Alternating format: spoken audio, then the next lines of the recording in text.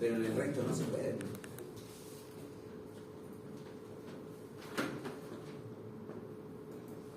Ya, estábamos viendo cartas de control. A Joaquín le conté el fundamento teórico de dónde vienen las cartas de control. Ahora lo que vamos a ver es cómo llegar a una carta de control. Vamos a partir con una simple. Esto se estudia como una receta. De hecho, podemos estudiar cartas de control sin conocer el fundamento teórico. De hecho, nos pueden poner a nosotros frente a una carta de control y nosotros podemos hacer control de calidad de algún proceso. Yo les decía que teníamos dos formas de abordar el tema del control. Uno es controlar entradas o salidas. Generalmente ese es como el más famoso. Y el otro es controlar el proceso. Por ejemplo, en una planta que fabrica azúcar, tú tienes que controlar la remolacha que te entra. Y esos son camiones que llegan con unas papas, con papas, con todo lo que. Entonces los tipos, ¿qué es lo que hacen? Necesitan saber si la remolacha que está entrando es de buena calidad, porque así ellos garantizan que todo el proceso va a terminar con una buena azúcar. Entonces controlar la entrada como algo importante. Y controlar la salida es como lo obvio. Ya fabriqué el azúcar y ahora tengo que analizarlo. ¿Qué analizarían el azúcar? El dulzor. El poder edulcorante, ¿cierto? ¿Qué más? El grano, no sé. Y la granulometría. Sí. El color. El color. El color es súper importante.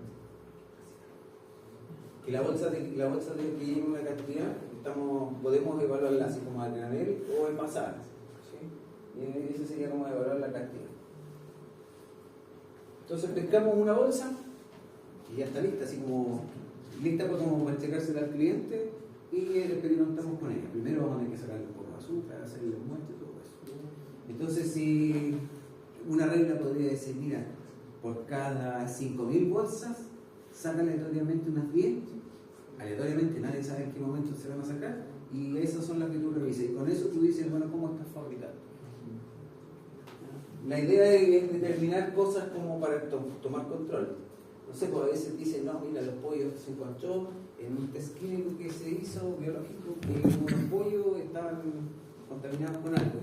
Y ellos dicen, ya, todos los pollos de la serie tanto, hay que sacarlos y mandarlos a quemar.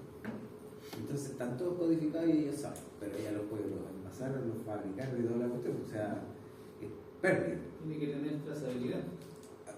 Eso es parte de los sistemas. A veces no se puede, pero todo depende de la posibilidad.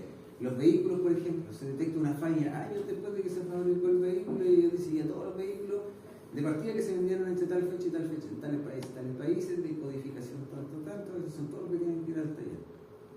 Hacia allá apunta eso. Pero eso es hacer control de calidad ya de otro tipo de los vehículos, cuando se dan cuenta después cuando el vehículo falla. Esto es control al final, entonces entrada y salida se puede hacer. Y otro es controlar el proceso. Entonces, pues, para sacar buen azúcar, ¿qué tendríamos que...? Bueno, si no conozcan el proceso de fabricación de azúcar, ¿sí? ¿Te pescan las papas? Las papas de borracha se limpian bien limpias. De hecho, por una cosa de roce también se le sale un poco de cáscara y todo eso se manda a cocinar. Y en esa cocinada se saca al final una pasta, un barro, parece un barro, y ese barro después se empieza a blanquear. Se le echan productos químicos, se le sacan productos químicos, se le sacan productos químicos, y al final queda un vaso. No quiero decir caramelo, pero sería una versión más fría del caramelo, ¿sí? Que es como una almíbar, pero más espeso, como una gelatina, una cuestión bien espesa, en color blanco grisáceo, ¿sí? Y queda ahí. Esa cuestión, si se enfría, se va a convertir en una roca. Y ahí al final viene la etapa donde le echan azúcar flor. ¿Azúcar flor la conocen? Sí. Que es la finita que se usa para pastelería. Después van a decir, entonces, ¿qué fue primero, el huevo o la gallina?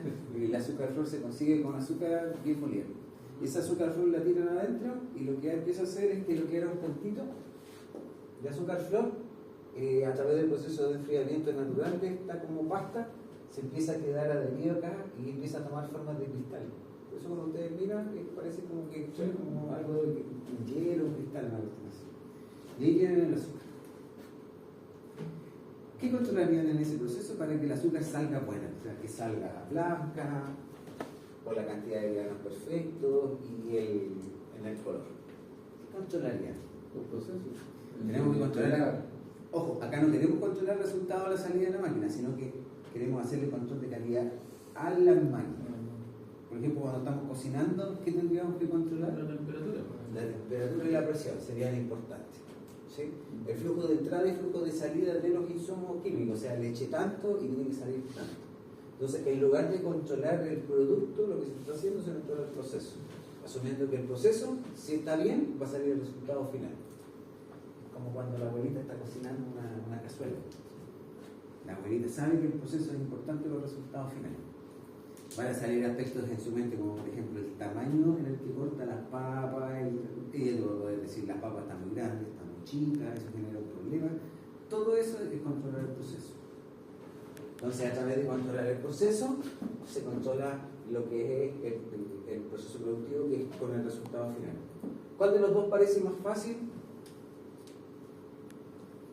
Decía, ojo, este de acá, se ve como obvio, ¿cierto? Este es como obvio el qué hacer. Y este otro no es tan obvio, pero la evidencia nos dice que este es más conveniente. Entonces piensen ustedes que usamos sensores. ¿Podríamos usar sensores para controlar temperatura, presión y todo eso? Entonces, teniendo en cuenta la situación problema, el proceso productivo y conociendo algo de tecnología, podemos llegar a un muy buen control del proceso. ¿Cómo se ve el control del proceso? El control del proceso siempre, independiente de cuál de los dos sea, se va a ver así. Va a ser una gráfica que va a tener una línea central y va a tener un límite superior y un límite inferior. Y a ustedes en algún momento les va a aparecer un puntito.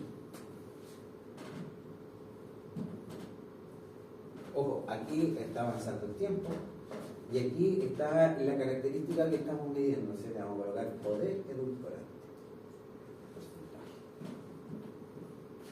Va a avanzar el proceso, en algún momento se tiene que tomar una muestra y va a aparecer otro puntito. Va a seguir avanzando el proceso y otro puntito. Y estos puntitos van a empezar a aparecer sistemáticamente aquí. Y nosotros vamos a mirar la carta de control. Y en esa carta de control está toda la gracia de poder decidir si estamos funcionando con control. Por ejemplo, estos límites superior e inferior marcan el rango razonable en el cual puede variar esto que estamos midiendo. Si nos salimos del límite, es muy poco probable que se deba al azar. Porque siempre ocurre, hay azar en esto. Pero es muy poco probable que se ocurra al azar. O sea, lo más probable es que exista una causa atribuible a eso. Sí. Por ejemplo, se está acabando el gas. Por ejemplo, pasó una grúa, chocó algo y desalineó algo. Entonces, ese puntito en realidad nos alerta de que algo pasó. Yo voy, analizo, encuentro la causa atribuible y digo, sí, mira, está bien mi sistema porque se logró darse cuenta de que fue algo raro que pasó, tomé acciones correctivas y el sistema después vuelve a avanzar. ¿Qué hago con ese puntito? Ese puntito lo tengo que sacar de las estadísticas de comportamiento normal del proceso porque algo raro pasó y me sirvió de alerta. Seguimos graficando.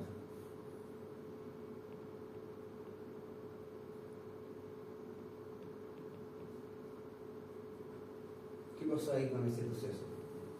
¿Estamos bien o estamos mal? Estamos bien. Pero ojo, como existe algo que se llama ruido blanco, que lo deben haber escuchado. Ruido blanco, comportamiento aleatorio. Bajo esa premisa de que el ruido blanco y que el proceso está centrado, ¿ya? Y aleatoriamente se comporta aleatoriamente a través de un patrón, la probabilidad de que un punto esté arriba y un punto esté abajo es 50 y 50. Entonces, yo lo que debería esperar con un comportamiento razonable es que haya un punto abajo y un punto arriba, más o menos un patrón. O sea, 2 puntos abajo, estamos bien, pero 3 puntos abajo es muy probable. Entonces, probablemente al tercer puntito abajo, yo diga, vamos a tener que ir a mirar porque ahí puede estar pasando algo. ¿Sí? A veces también ocurren cosas como esto. Tú empiezas a graficar y empiezan a ocurrir cosas así. ¿cuánto va? 4 observaciones al alza. Entonces dice, bueno, ahí está obvio que con lo siguiente nos vamos a salir, ¿cierto? Le propongamos que el límite superior está arriba. Va creciendo el problema. O sea, el azúcar está saliendo dulce, más dulce, más dulce, más dulce. El siguiente va a ser más dulce y yo no quiero llegar a ese punto. Quiero decir, ya hay algo que descubrir, algo pasó. Entonces las cartas de control se transforman en esa herramienta, ¿sí? Yo las uso y ni siquiera las construyo. A veces no es una persona la que las está construyendo, eso se hace de manera automática, como por ejemplo los procesos de celulosa, esa cuestión se hace automática. Los sensores aportan los datos de presión, temperatura, ¿sí? En el proceso. Y esto si hacer celulosa es lo mismo que estar en una cocina haciendo cosas. Así que siempre hay mucho de presión, temperatura, nivel de acidez, pH, cuestiones, y todo eso son sensores que te están arrojando gráficas. Y el tipo que está trabajando en la cabina de control tiene 4 pantallas, y entre esas 4 pantallas de computador tiene, no sé, 8 cartas de control que están ahí en vivo y en directo. Que te están aportando un punto cada 15 minutos, así sucesivamente. Si todos los puntos fueran abajo casi seguidos, no es más exacto, uno tiene una... ¿Cómo? sabe ¿Aquí? cuál. Sí. No, en cualquier lado, pero siempre es cercano, por un punto, no una arriba, no abajo. Eso no es bueno, pues. Como este. Sí, como ese, porque... Igual, pero es que estamos desviados, porque nosotros lo que queremos es estar acá. Eso es lo que nosotros, digamos, tengo configurado mi sistema, o es lo que yo puedo hacer ahora. Eso es lo que yo puedo hacer. O sea, mi intención es llenar la botella, lo discutimos con Joaquín, tenemos una botella.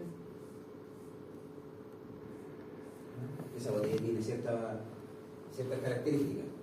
El espesor del vidrio, la cantidad de vidrio que tiene, no es uniforme, por mucho que se vea que todas las botellas son iguales. Después la llenamos con un lecho y debería llegar ahí. Pero en la práctica todas las botellas están llegando en torno a eso. Entonces ahí tenemos la tendencia central. Pero siempre, dependiendo de características aleatorias de la construcción de la botella, esto puede estar un poco más arriba y un poco más abajo. Y eso es el proceso. Entonces, estas cosas que están acá, estos límites, tienen que ver con la situación problema, con la capacidad incluso económica que tenga la empresa, con el proveedor de botellas. ¿Sí? Supongamos que yo me doy cuenta que al cliente no le gustan nuestras medidas porque a veces traen más, a veces traen menos, y a veces mucha la diferencia se nota. Hay inconsistencia. El cliente no nos prefiere por eso, entonces le meto lupa al negocio, cambio el proveedor de botella, cambio el tipo de botella, enfocándome en que se logre hacer eso, y lo que logro conseguir con esa inversión es que estos límites que están acá arriba bajen. Entonces se habla de la capacidad que tiene nuestro proceso, y nosotros lo que hacemos es controlar la calidad, pero de la capacidad que tiene el sistema. No nos podemos ir más arriba. Estos límites vienen de acuerdo al comportamiento del dato, sí o sí. Ya, hay cartas de control que son más simples y otras que son más complejas. Nosotros vamos a estudiar una sola carta de control hoy día, que es la carta de proporción. Pero antes tenemos que mirar el tema del tipo de error. Ya, primero, causas de problemas o de inconsistencia, es decir, nos salió una alerta. Tenemos causas comunes y causas atribuibles. Las causas comunes, esas variaciones son inherentes al sistema.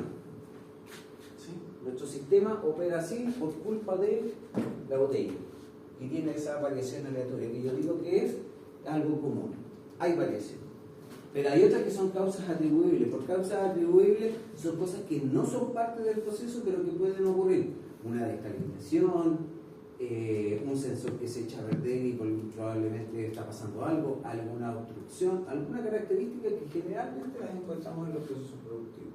Entonces yo lo que quiero de mi carta de control es que me identifique este tipo de situaciones y no me identifique esas. O sea, necesito un instrumento que me permita separar esas. Y aquí es donde vienen algunas cosas estadísticas. Por ejemplo, si hay un punto afuera, ¿qué probabilidad tiene ese dato, esa observación, de pertenecer al grupo de arriba o pertenecer al grupo de abajo? ¿Ya? Este puntito tiene muy pocas probabilidades de pertenecer a este y tiene muchas probabilidades de pertenecer a este. ¿Ya? Ahora, un puntito adentro tiene muchas probabilidades de pertenecer al grupo de arriba y demasiadas pocas de pertenecer al grupo de abajo. ¿Sí? Y si le empezamos a considerar la secuencia, es decir, ya estaba pasando antes, puedo hacer mejores precisiones con respecto a la probabilidad. Por ejemplo, si este punto estuvo abajo y este estuvo abajo, lo más probable es que estemos con un problema, o sea, estamos en el grupo de abajo. Entonces empiezan a crecer y hay patrones. Esos patrones son reglas y eso es lo que el observador de la carta de control tiene que estar mirando. Ahora, todos conocemos la inteligencia artificial, ¿cierto? ¿Sí? Una inteligencia artificial podría operar como una carta de control, Sí. así como mirando. ¿Tiene capacidad de escanear? Sí. Sí. ¿Es necesario? No. Internamente, una inteligencia artificial recibe el punto, no es necesario que construya la gráfica. Entonces, el rigor de la gráfica es algo que nos acomoda más a nosotros, ¿ya? Que una máquina. Una máquina, ¿qué es lo que va a estar analizando? El punto que aportaste, ¿está dentro de los rangos? Sí. ¿El anterior cómo estaba? ¿El anterior cómo estaba? Ah, si hay una alerta, hay problema tanto. De hecho, puede empezar a aprender más cosas. O sea, esto que ya es como integrar bases de datos, como lo que hace la DOR, no sé cuánto. Integramos la base de datos, alerta del sistema y qué fue lo que descubrió el equipo que era el problema atribuido. Entonces podés empezar a aprender cosas. Algunos con experiencia dicen, el ser humano, cuando ha ocurrido esto es porque algo le pasó a esa máquina en tal parte. ¿Se ve? Y eso empieza a generar aprendizaje. Pero, profe, eso normalmente, bueno, obvio lo que voy a decir, pero pasa cuando ya pasó y uno atribuye a un historial de... Sí, no, hay un registro histórico en una base de datos. Ah, mira, la alerta fue esta, el patrón de puntos fue esto, inspeccionamos y nos dimos cuenta que este era el problema. Y ahí empecé a hacer marcha. Claro. Ahora, a veces no piensen que esta cuestión es tan grande como ir a descubrir algo, ¿no? A veces es un sensor, y ese sensor solamente está capturando la presión en alguna válvula. Nada más que eso. Entonces cuando tú dices, hay un problema, la presión no está llegando, es por una obstrucción. O una vibración, se pone alguna llave, o la abrió, algo pasó. Pero piensen que ¿qué es más conveniente? ¿Tener una persona a cargo ahí al lado de la válvula o tener un sistema que te vaya acusando cosas? El sistema te va acusando cosas. El control de calidad que hacemos ahora es completamente distinto al que se hacía antes. Ahora somos mucho más exigentes en esto. Ya, error tipo 1 y error tipo 2. El error tipo 1 dice reaccionar ante un cambio. Ojo, hay una variación. Dice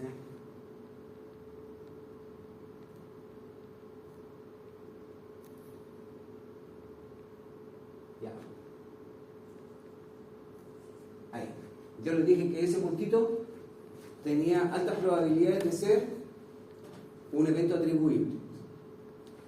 Ahora, el error tipo 1 y error tipo 2 tiene que ver con eso.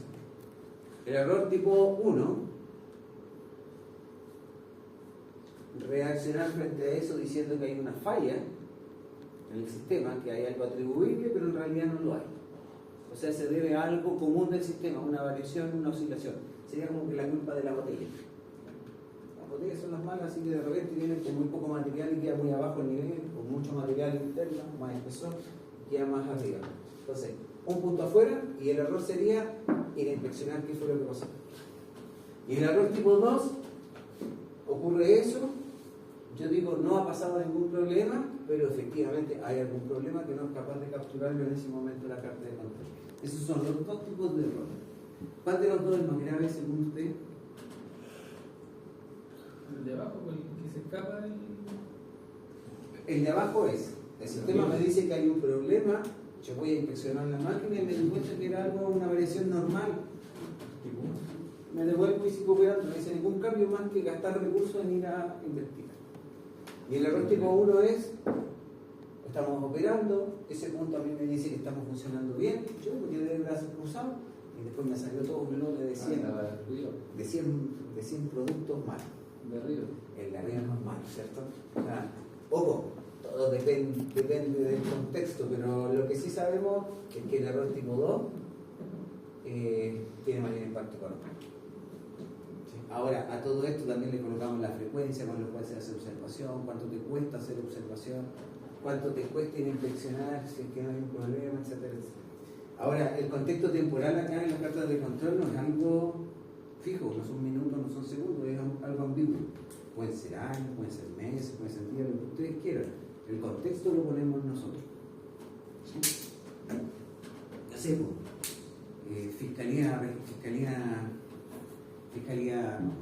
Contraloría. Contraloría detecta que hay un problema con las plata, con los flujos de plata en tal municipalidad. Lo que está mirando son datos pasados. Se construye una carta de control, la carta de control le avisa de que hay un problema. Y dice, ya, vamos a tener que inspeccionar esa unidad. Hace todas las coordinaciones y puede pasar un mes en eso. Pero la herramienta, el principio es el mismo instrumento. Error tipo 1, error tipo 2. Tiene recursos limitados, no tiene infinita cantidad de gente para ir a inspeccionar, para hacer inspecciones. ¿A cuál le hace caso? Y lo que se quiere de cualquier sistema es que minimice esos dos errores, pero lo que sabemos es que minimizar los dos errores cuesta lucas. Así que nos interesan más algunos de otros. Entonces lo que nosotros no queremos hacer con estos límites de acá es dejarlos demasiado amplios. Porque si los dejamos demasiado amplios, va a ocurrir mucho ese error. Y si los dejamos demasiado ajustados, va a ocurrir mucho ese error y poco ese error. Entonces hay que dejar un margen. Entonces no es ambiguo, no es que nosotros tengamos el poder de decisión de qué tan amplio o bajo sea. Tiene que ver con el contexto estudiado, por los datos que tiene real el problema, con el comportamiento normal, pero también con el tema estadístico. Cuando yo digo, mira, yo quiero confiar en lo que estoy haciendo. Yo quiero confiar en el sistema, tengo que trabajar con un nivel de confianza. Y lo que nosotros sabemos, esto es lo que Joaquín sabe, es que cuando tú tienes un sistema y ese sistema te aporta datos, pensemos el nivel ese de la botella, el nivel de botella, y tú graficas el nivel de la botella que debería estar centrado en torno a ese valor, tú te construyes una gráfica que describe el comportamiento. Hagamos lo que algo así.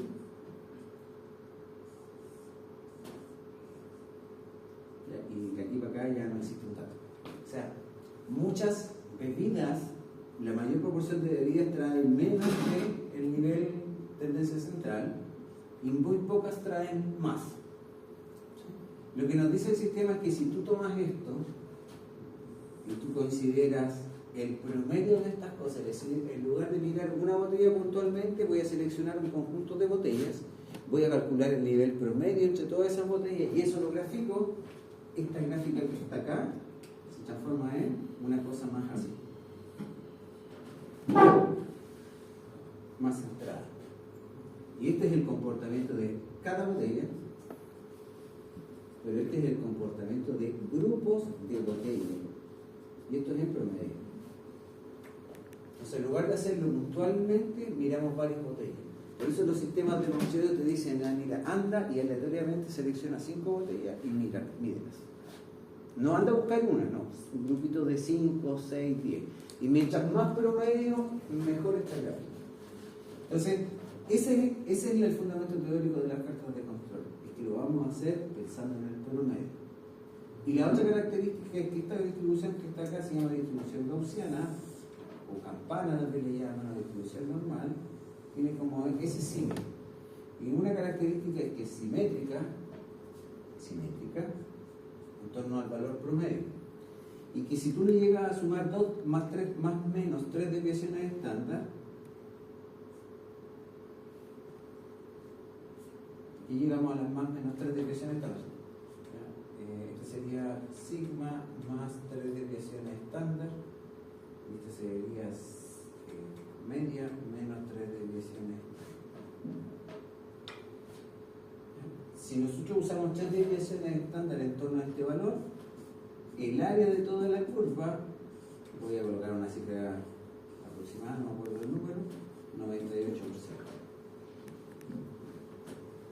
Entonces quiere decir que el comportamiento razonable de las botellas es que la media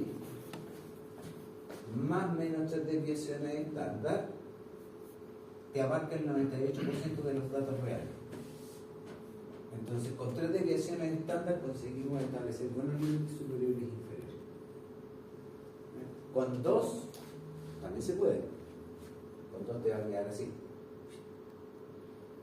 Pero lo más probable es que esos puntitos, haya muchos puntitos afuera. Se va a estar mucho rato yendo a observar y no va a descubrir nada. Yendo a observar y no descubriste nada. Porque en la práctica, solamente por curiosidad, esto siempre hay error tipo 1. Siempre hay error tipo 1 y error tipo 2. Ah, ya, no es como más uno más que otro. Es que pregunto más que. Es que depende de la situación real, pero el sistema te dice que las cartas de control están fundamentadas donde tú quieres evitar este tipo de error. Es que te importa más que el otro. Es decir, lo que te interesa es detectar comportamientos anómalos, así que no puede ser demasiado ancho. Tiene que ser ajustado. Y eso lo consigues con 3 desviaciones estándar. Y después de eso viene el contexto de la situación real del problema. Donde te digo,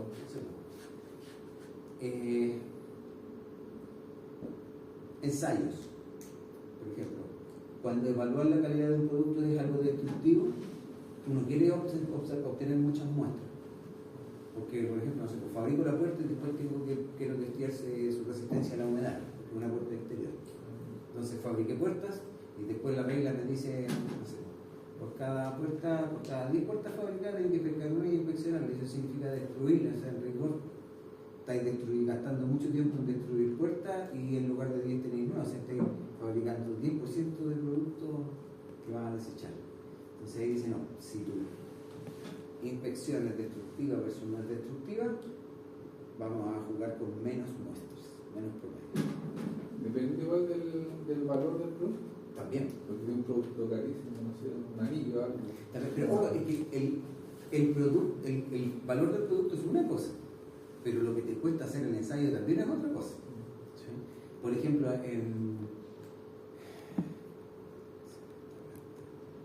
CMPC, fábrica de puertas, ¿no? De chapas de puertas, los tipos las sumergen y las dejan sumergidas. Ustedes saben que las puertas de madera flotan, así que no es como dejarlas en una poza de agua porque van a quedar arriba, así que no, los tipos tienen que tener toda una piscina y sumergir la puerta, que no es algo chico, y mantenerla sumergida.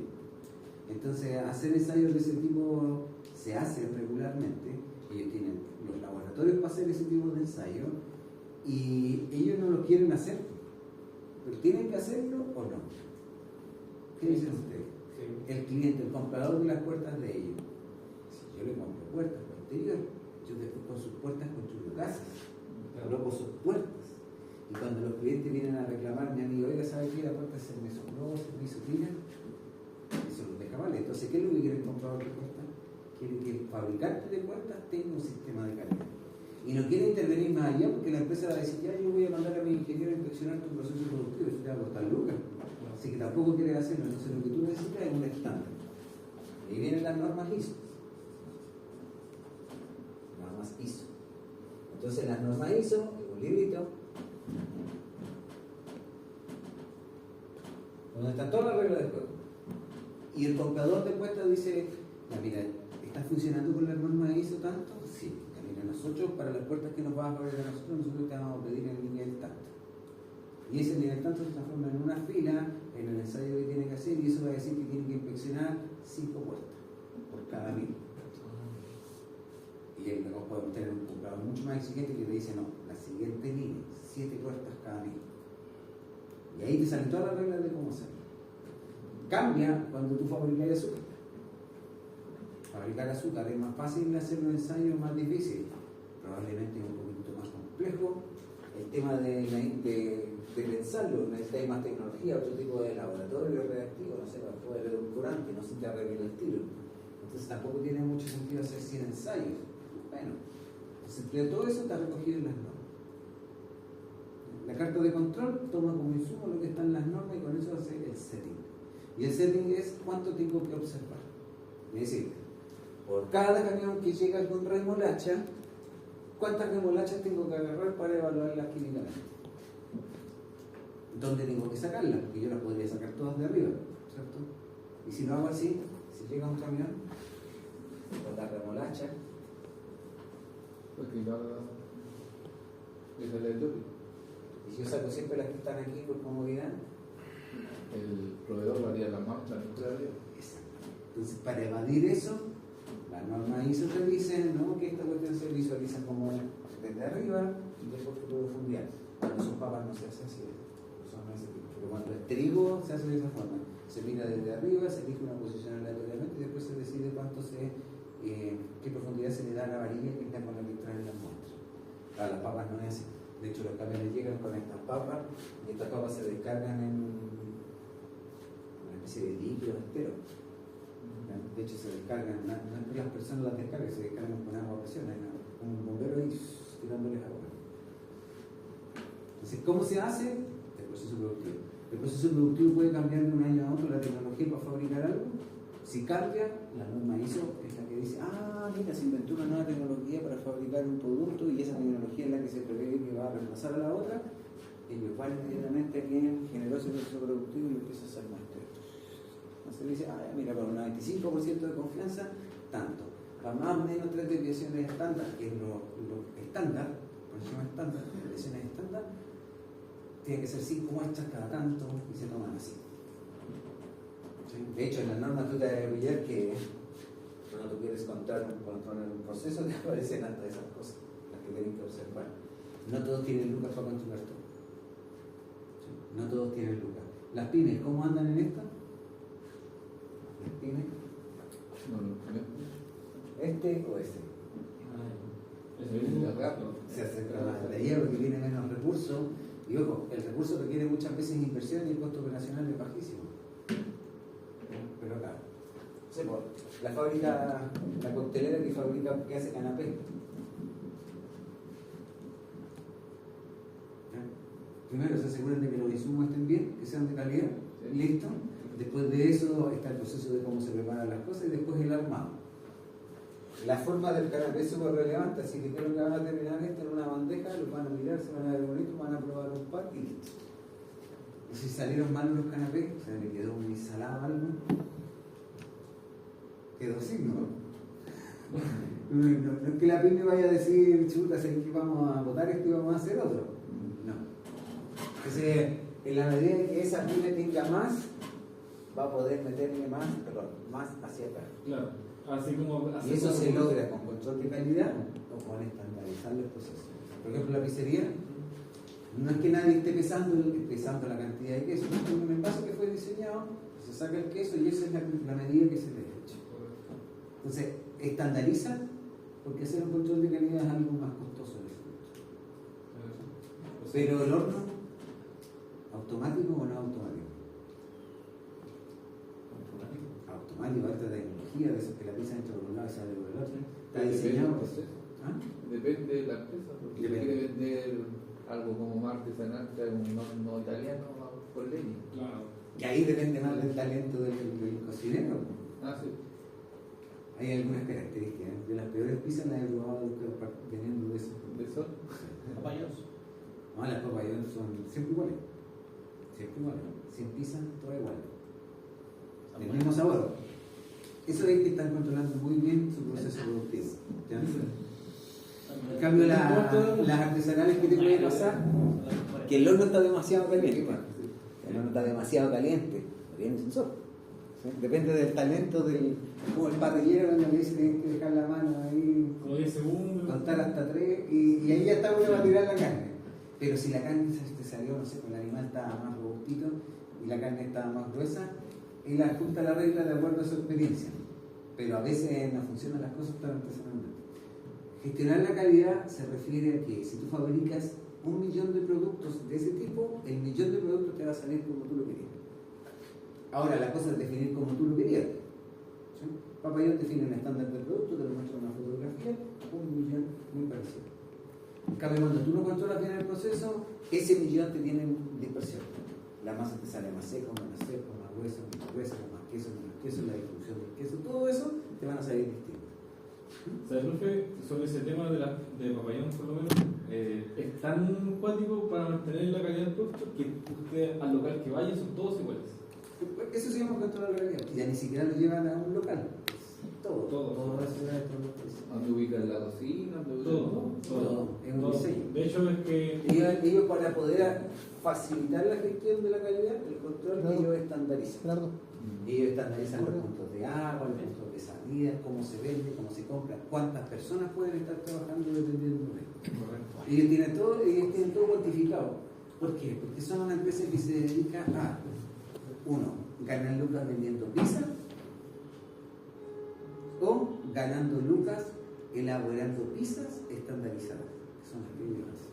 Ellos ganan lucas cuando sus pizzas son estandarizadas. Cuando no tienen control. Ellos lo que quieren decir es que si yo fabrico 1 millón de pizzas, ¿esta va a ser mi ganancia? Sí. Si yo fabrico 1 millón y mi ganancia van a estar entre tanto y tanto, se la pueden aumentar.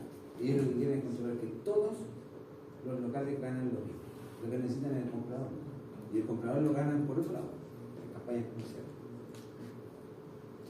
De hecho, Y eso- ojo, la empresa que lo hace mejor en relación precio-calidad, porque el precio-producto, esa empresa es la que empieza a quedarse en el mercado. ¿Por qué le fue mal a Pizza Hut? ¿Por qué? Porque la relación precio-producto no era buena, no dejaba conforme a la gente. ¿Y ellos qué hicieron? Tenían dos opciones, así como clientes a nivel macro, o bajaban el precio o mejoraban el producto. El tema es que quizás intentaron mejorar el producto, pero ya habían perdido muchos clientes. Y empezó a aparecer una competencia al lado que hacía lo contrario, no bajaba el precio del producto, sino que vendía productos más caros. Hasta que llegó una pizza que se llamaba Under Pizza, Ah, sí. que copió casi los mismos ingredientes, los mismos sabores de la otra, llegó con un mejor precio y ahí Papayón dijo, chuta, ya no puedo seguir en esa, y voy a preocuparse, ¿no? No sé cómo le había ido esa pizzería de los, esos son de los Yanul. Así. Sí, bueno, se tiró a la piscina. Se tiró a la piscina con un negocio grande, porque ¿cómo se llama? Under Pizza. En ciudades grandes empezaron a aparecer con varios negocios. O sea, Papa John's mostró que el negocio de las pizzas no estaba muerto como se preveía. Porque uno miraba pizzerías como Pizza Hut, Telepizza, y uno estaba dando cuenta que chuta el negocio de retroceso frente a la entrada de otros productos sustitutos. Y Papa John's demostró que no. Domino's Pizza hizo lo mismo. Están entre los dos, uno sí y uno no. Y el que pescó la receta dijo, chuta, hay algunos que le está yendo bien, ¿y por qué le está yendo bien? Y otro que le está yendo mal, ¿y por qué le está yendo mal? Y ahí el diagnóstico fue que tengo que aprender, qué tengo que hacer, qué no tengo que hacer, qué se vende y qué no se vende. Correcto. No sé, imagínense estandarizar el sushi. Que el sushi, el resultado final es un producto estandarizado. ¿Sí? Pero ustedes tienen que tener conciencia. ¿Qué es lo que quiere la gente de Don Sushi? ¿La figurita? Sabor. Sabor, ¿cierto? En Japón, cuando envían la figurita, en Japón sí me gusta mucho la forma, cómo está hecho. De hecho, ellos estandarizan hasta el tamaño, tiene que ser un bocado. Yo he visto unos sushi en Chile. Sí. De abogado ni de nada. Oye, y son valorados por los clientes. No, El tema es que ese negocio debe que ser ya la está haciendo pasión. los sushi así, ese no los va a poder bajar si no baja drásticamente los precios. Y si ya tiene una clientela asegurada, si yo dice, mira, voy a venderlos más baratos, pero los voy a achicar, ¿qué va a interpretar el cliente? No va a ser muy positiva, pero eso es el tema de cultura. Pero Rolfo, depende de la persona. Yo de hecho valoro que tenga el tamaño adecuado porque si tengo que andar mordiéndolo desagradable. La experiencia es desagradable. Si me vaya a vender dos cuestiones grandes, mejor separo los ingredientes en algo más chico y un bocado. Esa es la idea. Pero hay negocios que le ha ido bien también por conservar, que es lo opuesto a eso, que es el su sello. Y los tipos son muy inteligentes para hacerlo. Hay unos que, de hecho, son tan astutos que uno ni siquiera los visualiza y uno está tan acostumbrado a ellos. Por ejemplo, la Swan. Todos han comprado papitas en la Swan. ¿Qué hace siempre el vendedor de papas fritas de la Swan? La llena hasta. Primero le llenan un cambucho de papel y le echan una bolsa, ¿cierto? Cualquier productor o vendedor quisiera ahorrarse uno, ¿no? O bolsa o papel, ¿para qué lado? Estamos diciendo que la bolsita va a costar 2 pesos. Así, comprada en grandes volúmenes, 2 pesos. 2 pesos por todas las papas fritas que te vendían en el año sería una suma un poquitito así como chica, con eso le pago el regalo de Navidad a todos los trabajadores, no sé. Entonces, no, como tú, lo que quería ganar Lucas no quería desperdiciar y eso es un desperdicio, pero se sostiene en el tiempo. Después de que le llena la porción razonable de papas fritas, ¿qué hace el vendedor? Una bolsa, para echarle más. Que ya estaba metido en la bolsa, el tipo parte metiendo el papel, la bolsa de papel dentro de la bolsa y la empieza a llenar. ¿Sí? Y después de que ya la llenó, ojo, no sigue llenándola, sino que de alguna forma te muestra que ya está llena, le hace más espacio y le echa más papel. Y después cuando ya está terminando le echa de nuevo. ¿Qué te vendió? ¿Qué te está vendiendo? Te está vendiendo papas fritas y la llama. Ojo, ¿es yapa o no es yapa si lo hacen con todos los clientes? No, porque la estrategia de venta. Eso es su sello. O sea, ¿qué es lo que te están mostrando? Y te están entregando una información que es intangible. Te están diciendo, te estamos dando más de lo que compraste. El tema es que lo están haciendo con todo, así que ya está parte del negocio, o sea, lo tienen contabilizado, no les hace daño, lo tienen diseñado así, te dan más. Y lo otro, y detalle, cuando ustedes piden que le echen algo, salsa, ketchup, algo aquí, le echan mucho. Y son todos iguales. Cuando una empresa debería decir, oye, no, anda mirando al cliente para echarle lo suficiente que el cliente quiere, que no haya exceso, porque yo no quiero echarle de más. O sea, ¿cuánto me rinde la bolsa de kilo de ketchup? Yo lo que quiero sacar el mayor rendimiento porque mi negocio es consumidor. Entonces los tipos que diseñan eso, que venden esa postura, llegan un papelito que es azul y se vende así. Y todos los trabajadores hacen lo mismo. Eso se consigue arbitrariamente, con solo alguien, luego van a llegar las papas fritas y misteriosamente todos lo hacen igual, independiente de la sucursal. No, ellos diseñaron eso. Es parte de su proceso. Está bueno, ¿no? Sí. ¿Qué pasaría el día de mañana si ellos deciden, ojo, entregarte la bolsita de papel y no echarte las papitas ahí? ¿Qué está pasando? No le llama la atención. Claro, cambiaron el local, ya no voy a comprar más papas en la zona. Y otros sellos también que tienen las papas de la zona. Son prefritas de esas que vienen en natural. O se nota que son naturales. Se nota, ¿cierto? Que de repente vienen con un pedazo de cáscara. Es como su sello, son así. Entonces tú dices, algo tiene, les ha ido bien en el negocio y no tienen por qué competir. ¿Está bien? Un negocio de azón que no venda papas fritas y no haya gente esperando papas fritas para. Entonces, lo hacen pensando. Ahora, eso que hace el que te está entregando la papa frita, ¿es un proceso productivo?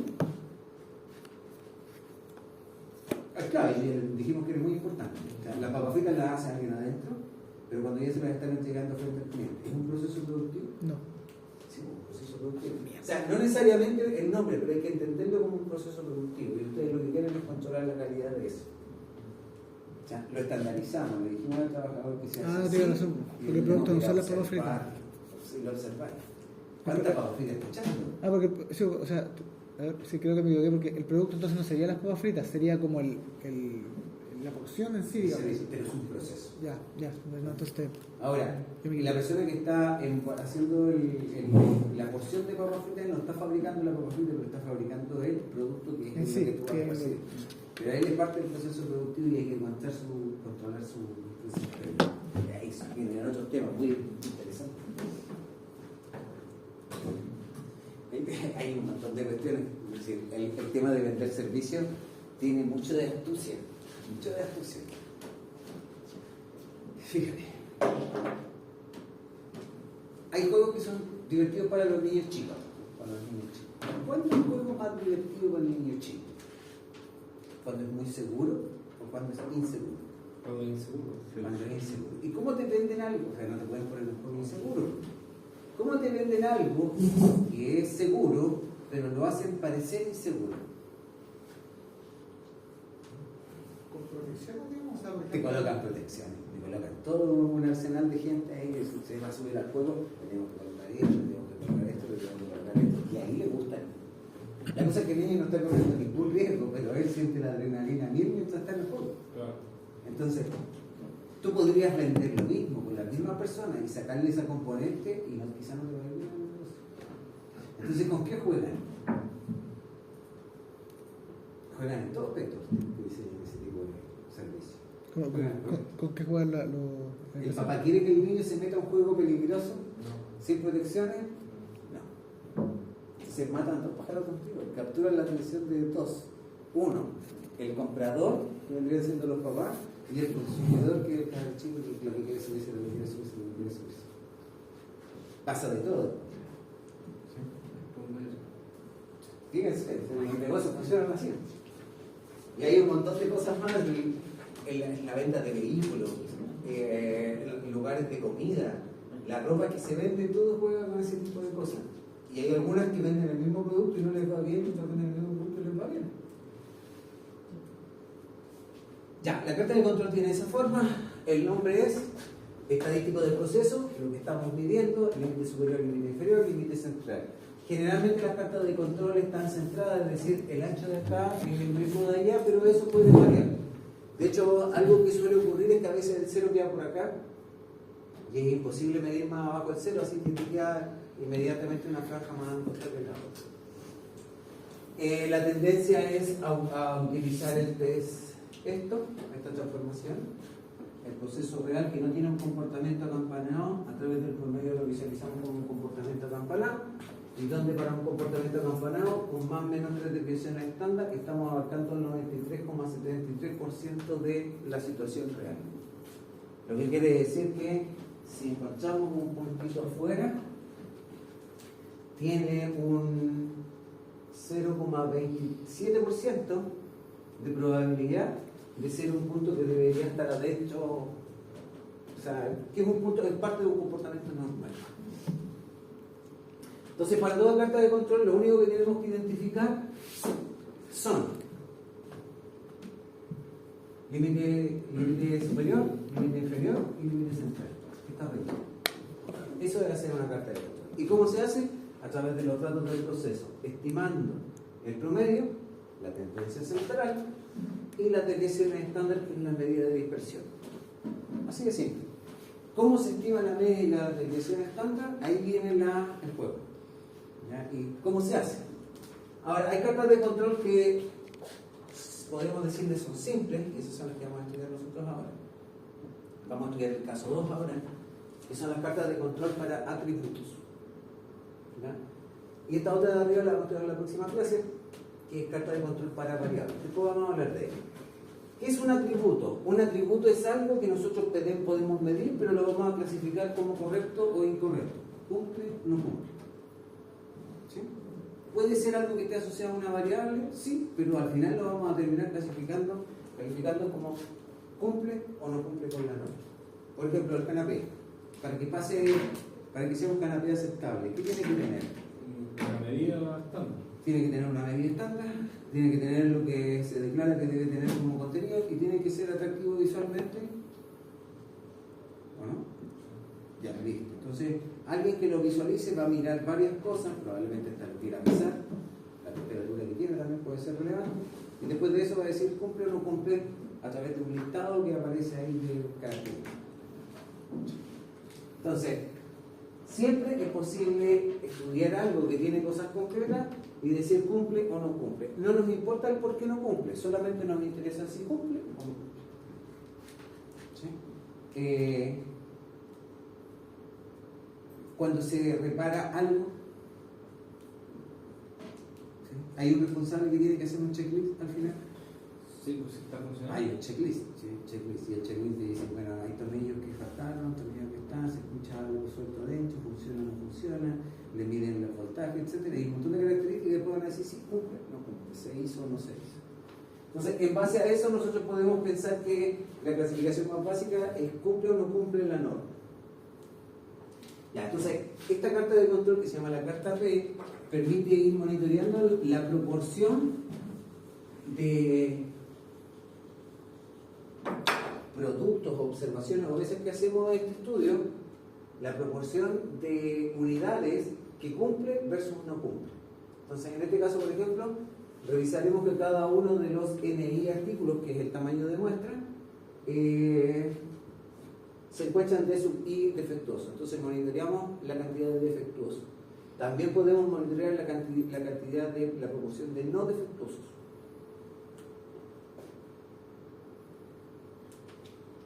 Entonces,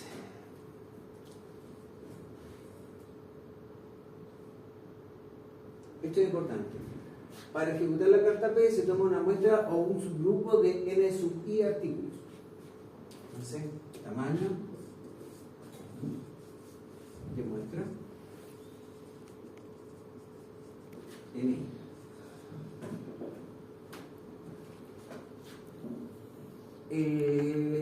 Incluso puede ser el total de productos fabricados. Cuando dice fabriqué 100 canapés, analicemos los 100 canapés. No es la idea, solamente un subgrupo, que eso viene de las normas.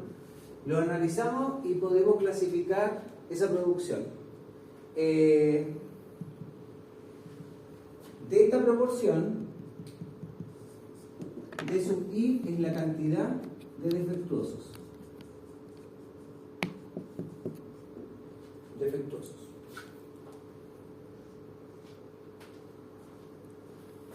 P es la proporción de defectuosos. ¿Ya? Cuando el tamaño de subgrupo N se mantiene constante a lo largo de las muestras, se tienen dos alternativas: usar el tamaño promedio del subgrupo N o construir una carta de control con límites variables. Nosotros nos vamos a concentrar en el tamaño fijo, donde este es fijo. Es decir, tú estás fabricando canapés por curso normal de tu negocio y tú dices, de cada lote de canapés, supongamos 100 lotes, una bandeja con 100 canapés, tú vas a analizar 10 canapés.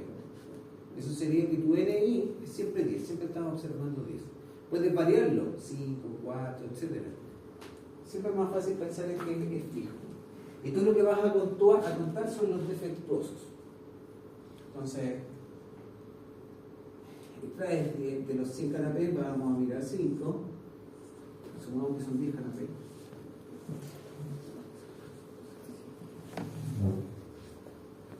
Y de eso los vamos a revisar cuáles cumplen y cuáles no cumplen. Vamos a usar ese símbolo para los que cumplen y este otro para los que no cumplen. ¿Qué proporción de defectuosos tiene esta muestra? 3 de 10. Y nosotros lo que vamos a graficar es eso.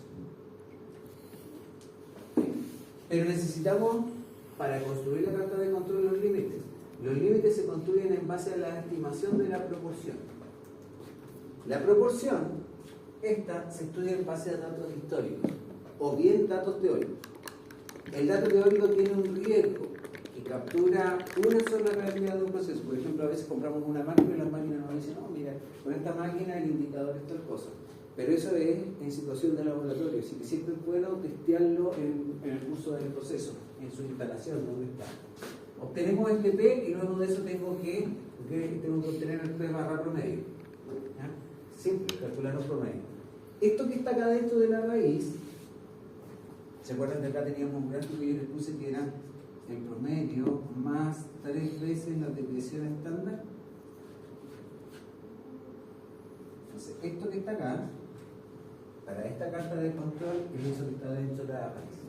Entonces, la raíz de eso es la desviación estándar en este caso.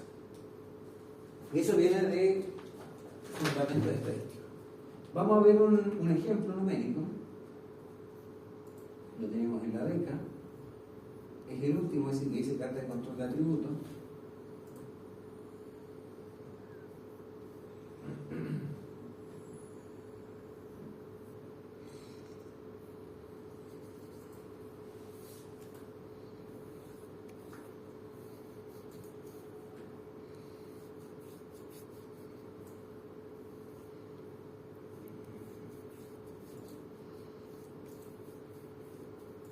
Este del ejemplo 3 es para el tamaño de muestra variable, es decir, que tiene su índice I. Dice: se estima que la operación de fresado de un proceso arroja 2% de piezas defectuosas. 2% de piezas defectuosas. Y eso dice se estima. Así que lo que nos está diciendo es que P varita es 2%. Eso es lo que nos está diciendo ahí. O sea, alguien hizo el estudio, tomó datos históricos donde el proceso estaba funcionando de manera correcta y se dieron cuenta que en condiciones correctas en promedio se fabrican 2% de unidades defectuosas. Ese 2% aplica por si fabrican 1000, por si fabrican 10, por si fabrican 100. Independiente de la cantidad, siempre va a ser la multiplicación por la cantidad. Se desea controlar la operación mediante un gráfico de fracción defectuosa, hasta P, de 3 sigma. El 3 sigma es el estándar. El 3 sigma es el que aparece en la diapositiva sumando, multiplicando a la raíz. Eso quiere decir 3 sigmas. Si queremos hacer 2 sigmas, sustituimos el 3 por el 2, pero empiezan a pasarnos eso de los errores.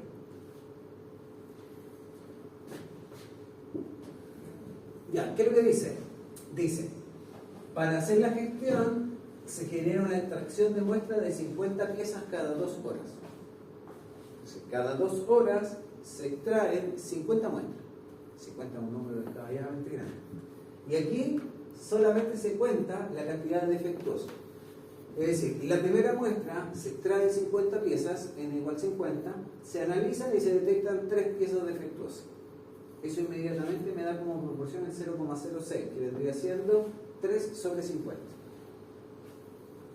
En la siguiente muestra, que ocurre después de 2 horas, se extraen de nuevo aleatoriamente 50 observaciones, 50 muestras, y se determina que hay 2 defectuosos. Y ahí se va dejando el registro. En rigor, muestra, cantidad de registro. Con eso se extrae la proporción, que es dividir esto por 50, y aquí tenemos la proporción. Con esto construimos la carta de control. Construir la carta de control no es nada más ni nada menos que determinar esta cifra que está acá, porque esa ya no es la del enunciado. Lo que tengo que calcular es la desviación estándar, todo lo que está en la raíz. Que en nuestro caso es la desviación estándar de la proporción, vendría siendo la raíz cuadrada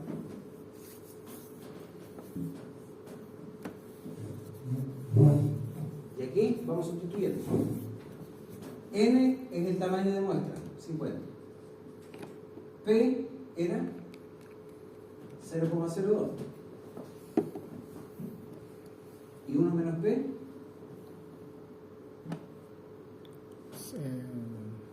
0,98. Con esto lo extraemos y obtenemos el valorcito, lo vamos a mostrar ayer. Ahora, eso que está ahí tiene su fundamento estadístico. Y su fundamento estadístico viene de algo que se llama la distribución binomial. ¿Han escuchado hablar de la distribución binomial?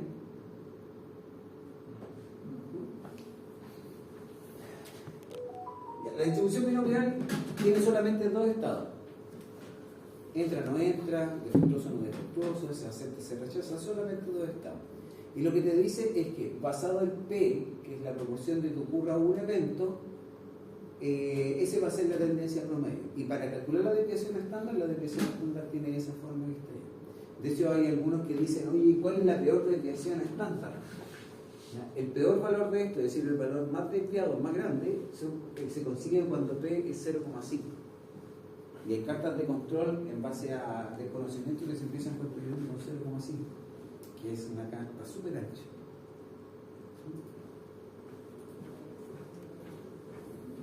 Ya, veamos el Excel. En el Excel tengo el límite central.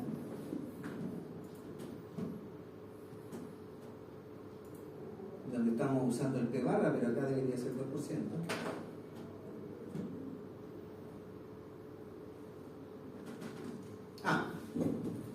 Estos datos están en condiciones reales. Este P es el teórico. Nosotros lo que tenemos que aproximar es utilizar el dato real. Entonces, ¿qué es lo primero que tengo que hacer? Es calcular el promedio de esto. El promedio de estos datos se tiene que parecer a esto.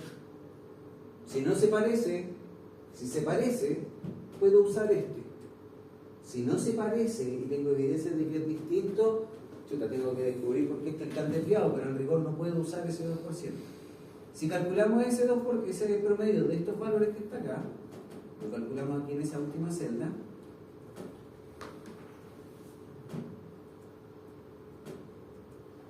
da ese valorcito.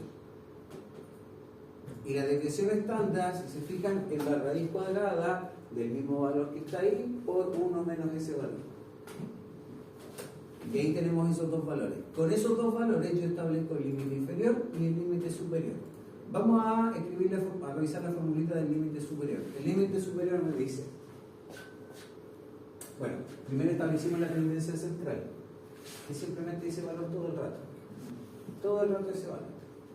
Así que lo puedo haber copiado de acá. Y lo que estoy sumando al lado es, fíjense arriba, no se ve muy bien, pero dice 3 desviaciones estándar, 3 veces multiplicado por eso que está ahí abajo. Y con eso se extrae el límite superior, que va a ser siempre el mismo, y es ese límite rayita que está ahí. Este valorcito que está acá, que es el límite inferior, fíjense que dice 0. Si yo lo calculo con la misma expresión anterior, voy a hacer eso mismo, y lo coloco acá,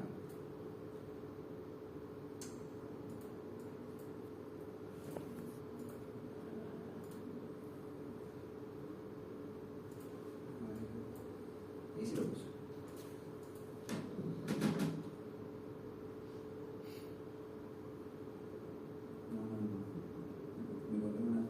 Mejor lo voy a copiar hasta el cual. El límite inferior lo voy a calcular como el P barra menos 3 veces la desviación estándar. Me da negativo. Ese valor, restándole esa desviación estándar. Entonces, en lugar de colocar la barrita acá abajo, yo digo, bueno, sí, es imposible obtener una cantidad negativa de defectuoso, así que este valor que está acá se calcula como el máximo entre 0 y 10. Y por eso ahí le colocamos el 0. Entonces, al final tengo una carta de control.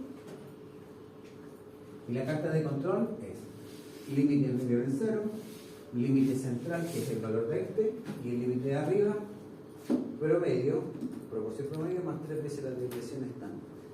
Eso se llama hacer una carta de control. Simplemente establecer los límites. Lo que está graficado adentro no tiene mucho sentido. ¿Por qué no tiene sentido que yo esté graficando esto? La gráfica de esto es la que está aquí en naranja. ¿Por qué no tiene sentido graficarlo aquí?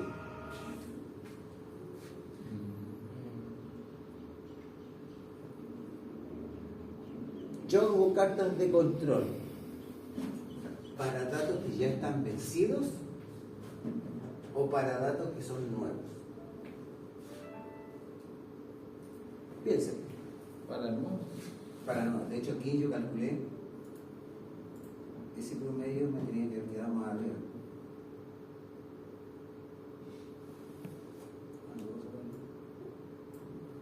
Ya, pero el promedio ese es hasta el dato 20. Estos son los datos. El último dato aparece una comita, ese es el dato 13. Ese es el dato de mañana, ese no lo conocemos todavía. ¿Sí? La carta de control se elabora, cuando yo defino los límites, con datos vencidos, son datos pasados. Y lo que me interesa a mí de la carta de control es hacer control de calidad de lo que viene, o sea, de aquí para adelante. Así que en la próxima muestra, en la muestra 13, ese sí lo quiero obtener ahí. Así que todo lo que está de aquí para atrás es solamente algo de cosmética. ¿No? Solamente algo de cosmética. Y por diseño, todo esto de cosmética, todos estos puntos son puntos que efectivamente el proceso se estaba comportando bien, así que siempre van a estar dentro del rango. Así que lo que yo estoy haciendo acá es simplemente mostrar la gráfica como se ve. Pero básicamente mañana yo lo que sigo haciendo es operando mi sistema de control en este esquema. Entonces mañana voy a tener fijos estos niveles y mañana voy a obtener muestra 14, 50 observaciones, cuento la cantidad de defectuosos y eso se transforma en otro punto de cambio. Así sucesivamente. Eso va a ser carta de control. La pregunta es, lo que les decía yo, si yo no lo quiero hacer visualmente y en lugar de usar las proporciones, ¿puedo decidir con cuántas hay alerta y con cuántas no hay alerta? ¿Con cuántas defectuosos ustedes generarían una alerta? ¿En qué tiempo? Con 3 discos. Veamos. El límite superior, ¿cuánto es? Solo 10. Transformamos eso en una alerta tipo carta de control, pero no es carta de control. El límite superior, ¿cómo se obtuvo? Con el P barra más 3 veces esta desviación estándar.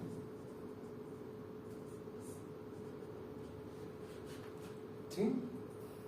Y cada vez que yo obtenga una cantidad de defectuosos, que era D dividido por N, esa es la proporción. Esto es lo que yo estoy graficando ya. Perdón, es D.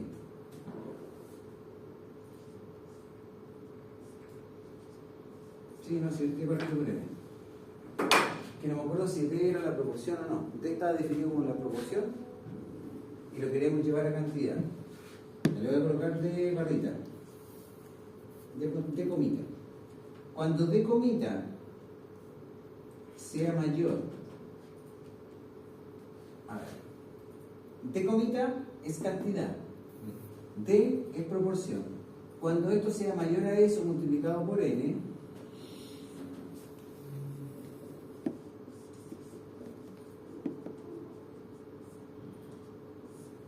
cuando esto sea mayor a eso, tenemos una alerta. Vamos a verlo. Vamos a colocar aquí en el primero numeritos hasta superar 0,10.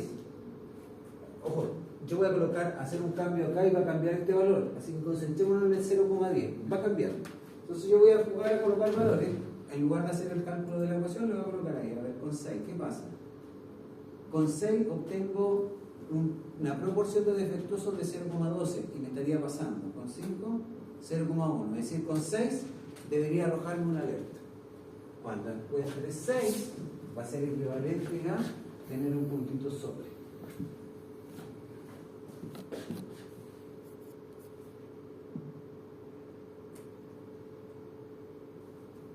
Y ahí volvemos a la normalidad. Ahora la pregunta: ¿cómo se ve el proceso cuando pasamos los datos históricos anteriores?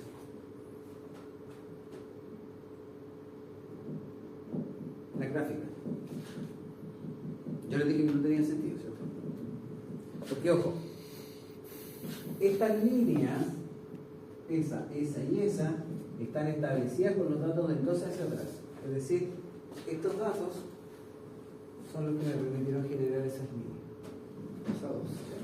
Ahora, si yo cambio el orden de esto, de las filas, ¿me va a generar el mismo resultado en cuanto al nivel de los límites? Si yo cambio el orden de esto, ¿va a cambiar esa o va a ser lo mismo? Va a ser lo mismo. Entonces eso nos dice que este es un ejercicio que se llama trabajar con datos vencidos. Y eso te sirve para ajustar o diseñar tu carta de control. Entonces, el diseño lo hice con datos hasta aquí y control de ahí hacia adelante.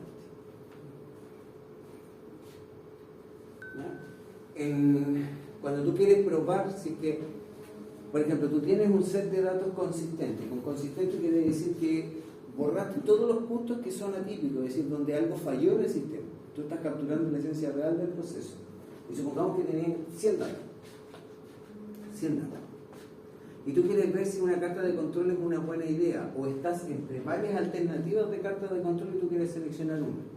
Y tú dices, ya, yo voy a considerar esos 100 datos, ¿sí? Voy a decir una regla de 70. 70% de esos datos los voy a usar para establecer estos libros. Y el 30% de los datos restantes los voy a ir simulando como que los voy conociendo uno a uno. Los conozco, están registrados, son datos vencidos, pero los voy a utilizar como que no los conozco. Entonces va a venir el dato de tiempo 31, de la muestra 71, lo voy a graficar el puntito. 72 voy a graficar el puntito. 73 voy a graficar el puntito y voy a ir graficándolos uno a uno. Y ahí voy a conseguir algo como esto y voy a poder ver si es que me gusta esa carta de control o no. ¿Cuándo nos debe gustar una carta de control? En ese esquema donde estoy trabajando con datos que efectivamente son parte del proceso donde no han habido problemas. No que sea constante. Que esté dentro del rango, ¿cierto? O que proporcionalmente la cantidad de puntos que queda fuera sea equivalente al 0,27%, muy bajito. Entonces, cuando tengo 30 datos que observar, a lo más uno se me debe escapar. Todos los otros deben estar contenidos adentro. Y ahí es donde yo digo, sí, mira, esta carta me está gustando porque está haciéndome útil. Me parece muy difícil esto de la carta de control, ¿no? Lo más complejo es entender el concepto no práctico. Cuando les pasan un enunciado, si bien artificial, y tienen que hacer la carta. La carta se diseña y después se evalúa. Y la evaluación, la carta de control, el proceso de control viene del dato 13 en adelante. De aquí hacia acá es algo de mentira.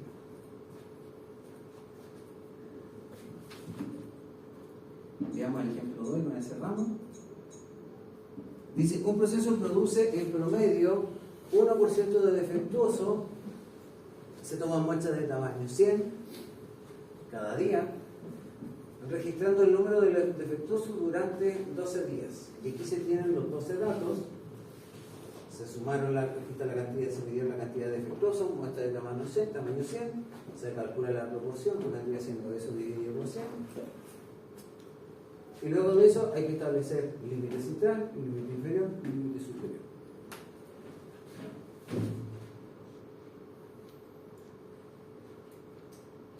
Límite central, el P barra de 1%.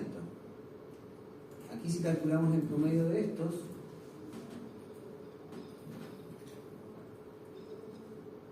voy a dejar el dato 13 fuera, me da 3%. Fíjense, el promedio de los datos con los que yo estoy ajustando mi carta de control me da un promedio, no se ve ahí, 3%, pero el enunciado me dice 1%. ¿A cuál le creo? Al 3%. El 3% es lo que está mostrando nuestro sistema, ¿cierto? Ojo, los datos que seleccionamos para poner aquí son datos que obedecen al comportamiento correcto del sistema productivo, donde nosotros no tenemos evidencia de que haya pasado de borrar. Y eso nos está dando que en promedio se comporta en torno al 3%, pero teóricamente nos dice que está en el 1%. ¿Cuál le creo? Esa es la primera pregunta. Deberían estar de acuerdo. Lo primero es que tenemos que hacerle caso a los datos que tenemos. ¿Sí? Si el proceso que tenemos está en torno al 3% en promedio, ese es el dato que tengo que usar. Si teóricamente me dicen, oye, no, pero deberíamos estar en torno al 1%, bueno, pregunto por qué. Y si tiene sentido, después veo por qué estoy en el 3% versus el 1%. ¿Sí? El peor escenario que nos puede ocurrir es que nos digan, ¿sabes qué? Teníamos un switch mal puesto, porque estábamos en torno al 3%, y con ese switch vamos a llegar al 1%. Y ahí yo digo, ¡ay, qué bueno! Entonces ahora no tengo datos para diseñar mi carta de control. Porque básicamente todos los datos históricos que tenía estaban operando en una realidad que ahora consideramos anormal. ¿Y ahí qué es lo que tengo que usar? No me queda otro más que usar el 1%, que va a ser el dato que seríamos de nuevo. Pero tengo que desconfiar de mi proceso. ¿Por qué? Porque este está en un veremos. Así que lo que tengo que hacer es ir trabajando con una forma más flexible. Puedo usar la carta de control, pero no en un sentido más práctico, sino que en un sentido más de diseño. Ya, que cuando usamos el 1% que nos dice el enunciado y construyo mi carta de control, me pasa de nuevo que el mínimo se va al negativo, por eso lo dejamos en el 0. Tenemos los límites, graficamos y nos empieza a ocurrir eso. A lo cual yo digo, chuta, se me está saliendo todo el rato de control. ¿Y por qué se me está saliendo todo el rato de control? Tengo muchas alertas, eso es lo que quiero decir. Ocurrió eso, tú te tuve que ir a ver a la mano. Después ocurrió de nuevo, y que te ocurra muy seguido y no sea por algo atribuible, porque lo que estoy graficando ahí son datos normales del proceso, no estoy graficando el proceso real. Ahí me está dando un problema. Se me está empezando a disparar el error tipo 1.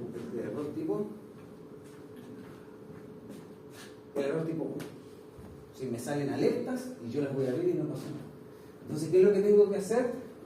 Ser súper coherente en lo que tengo que hacer. ¿Qué pasa si yo le coloco 3%? El límite central, en vez de usar el dato ese, le pongo el 3%, que es el dato realista. Ahí, ¿qué pasó por la carta de control? El límite quedó en el lugar correcto y ahora están todos bien. Ahora no me está saliendo una alerta cada rato que tengo que ir a observar. ¿Se entendió o no la idea del ejercicio? Sí. Si yo lo hago mal, ¿sí? Mal centrado, que mi promedio está mal, me va a afectar tanto promedio y me va a afectar tanto desviación estándar. Por eso está metido en los dos lados. Esta es la carta de control más fácil que podemos encontrar. Y hay que ser suficiente, no sé cómo, categoría en qué es lo que nos permite identificar esta carta de control. Nos permite identificar la proporción de defectuosos. ¿Qué significa que algo sea defectuoso? Puede ser una descripción súper amplia de cosas. Así que esta carta no se hace cargo del detalle, se hace cargo solamente de fue clasificado como defectuoso y no por qué. Lo que nos dice la teoría es que esta carta sirve, pero que los esfuerzos de las organizaciones tienen que ir a monitorear cada atributo, porque no es lo mismo decir, oye, los canapés están saliendo defectuosos, a decir, oye, no están llevando la cantidad de ingredientes que tienen que llevar o no se están viendo bien. Porque cuando yo soy incapaz de decir, no está llevando la cantidad suficiente o no se está yendo bien, es que yo puedo ir a mirar el proceso y decir y ver y hacer las correcciones. Así que esta carta es algo que tendemos a no utilizar en los procesos más automatizados. ¿Sí? Es como el recurso más básico y el que menos queremos usar porque es como un instrumento para darte cuenta que algo está saliendo mal, pero no te da luces de qué es lo que está saliendo mal. ¿Sí? Las otras cartas que son de mejor compromiso te llevan a, de manera mucho más de nicho, indicarte, no, mira, lo que está pasando aquí es que esta parte está saliendo mal. Y eso lo conseguimos cuando empezamos a hacer gestión del proceso. ¿Sí? Y después vienen otros desafíos que son los que vamos a ver en la próxima clase. Para la próxima clase les voy a mandar la invitación vía ADECA. Y si por A, B o C se corta la transmisión, porque esas clases tienden a durar como 40 minutos, 45 minutos, hay que salir y volver a entrar al mismo link. Esa es la única tarea. Ese lo usamos en la ¿cuándo terminan las clases? Buena pregunta. A ver, segundo. ¿La otra semana? No. Deberíamos ponernos. Como dos semanas. Porque los últimos certámenes son la primera semana de agosto, creo. Algo así. Ya, el lunes les voy a revisar el calendario y les voy a mandar unas fechas propuestas para prueba. ¿Sí? Caen, el ideal es que caigan dentro de las clases. O sea, dentro de las clases. O sea, que la última prueba se tome dentro de lo que son hasta el término de clase. Pero estoy abierto a hacerlo en cualquier momento. 11 de agosto. El 11 de agosto es la última clase. O sea, ahí dice que termina la clase. Entonces tenemos 2 de agosto, ¿verdad? 2 de agosto termina la clase. Tenemos Periodo la de- próxima semana. La próxima semana Sábado. y después la siguiente. Sí. Ya, pero les voy a mandar ahí una propuesta porque hay muchas limitaciones al tema de las pruebas. Tienen que ser sábado y dentro de ciertas fechas. Y lo Ya que sé tenemos- es que están todos iguales. Ya tenemos 2 y trabajo. Profe, pero como la entrega de acta es el 11 de agosto y esa semana usted no puede hacer uno. Chico. Pero por eso les voy a escribir El lunes 4. para que nos pongamos de acuerdo. El horario de clase. Todo para que nos pongamos de acuerdo. El formato ahí también lo voy a pensar. Ya tenemos el domingo. O sea, lo que entiendo es que ¿qué les sirve más a ustedes hacer una prueba? Que hacer una tarea más complicada, ¿no? No sé, una tarea. ¿Joaquín? ¿Qué sí? ¿Cuál tarea? Tarea, yo creo que. Que la tarea tiene la comodidad que le damos más tiempo que una prueba. Y, profe, ese sábado 2 de agosto tenemos 2 certámenes aparte y la entrega de un proyecto, así que vamos a estar. No Ya. tiene que ser certamen el lunes 4. Ya, el lunes les escribo, les mando ahí algunas fechas propuestas de prueba y pensando en el formato. A mí estas cuestiones de cartas de control, no sé si se dan cuenta que hacerlo a mano es un cacho. Es más fácil en Excel. Por eso. Pero tiene la otra característica que yo no sé quién va a hacerlo en Excel, quién le va a copiar el archivo y quién va Sí. La idea es que aprenda. Claro. Entonces, ahí hay una mezcla de las cartas de control, nosotros las hacemos en Excel porque es una forma de aprender a practicarla, pero estas cuestiones cuando ustedes usan software estadístico, ustedes le colocan, quieren una carta P, le colocan el indicador del P barra, o le dan los datos y la cuestión se hace sola. No tiene más.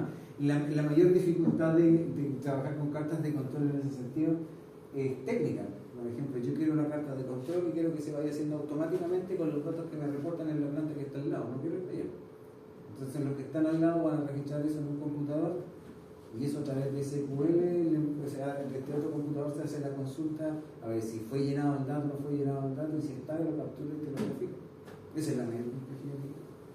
Y los sistemas industriales que se usan ahora, que son Oracle, SAP y todas esas cuestiones, eso ya está. De hecho hay procesos productivos que se controlan a nivel centralizado y las fábricas están distribuidas en distintas regiones. Los tipos, ¿qué es lo que hacen? La gente del área comercial dice, ya, ¿cómo va el ritmo productivo de madera? Tanto. Entonces podemos vender igual que el mes pasado. Listo. Y de repente me dicen, no, mira, acá está saliendo una alerta, está estamos produciendo poco de esto con respecto a lo planificado. Llaman por teléfono y dicen, no, que sé que la materia prima no nos está llegando para eso, así que estamos haciendo otro producto. ¿Por qué no me informaron de toda la cuestión? Pero el sistema ya lo hizo. Que le sale la alerta, una carta de control se está disparando. Entonces, ¿qué es lo que dice? Porque ¿qué es lo que hacen los tipos? Dicen, las empresas grandes se gestionan como con órdenes de compra interna. Yo soy el que vendo, ni siquiera estoy al lado de la producción y yo quiero juntar el producto para embarcarlo. Y como hay que cumplir tiempo, ellos perfectamente podrían decir, una planta fabrica el producto, pero para cumplir tiempo ellos dicen, no, planta 1, 2 y 3 tienen que aportar tal producto. Y ahí es lo que hacen, tienen la meta y se empiezan a generar los avances. Y si un avance no está acorde, lo que quieren ellos darse cuenta en el momento. Y decir, ya, entonces que la planta 1 no, le botamos el pedido y le asignamos el pedido a la otra planta. Pero lo que no quieren es que llegar a puerto, el barco ya se está yendo y no cargamos lo que tenemos que cargar. Eso inmediatamente se transforma en que va a haber que completar otro viaje para llevar el producto faltante. Y ese viaje va a ser de urgencia, va a ser por una carga parcial y te va a salir mucho más caro. Y ahí los negocios te salen en negativo. El negocio positivo es usar los barcos. Además, el SAC es súper práctico. Ellos saben cómo funcionan los del SAC, ¿no? Cuando quieren sacar carga así como madera, los tipos dicen, esta inspección se va a hacer el día tanto, así que se cierra la bodega, no echa nada más. Y tú tenés 5 camiones que vienen en camino, no porque no lleguen, pero no van a tener dónde descargar, no pueden estar ahí.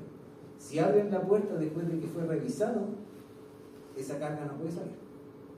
Y te vaya a pillar con que quisiste engañar al sistema, cargaste el barco, el SAC se dio cuenta, no sale la carga. Así que pasarle un billetito por debajo a alguien te va a salir más caro. Así es la lista. Ya, nos vemos bien.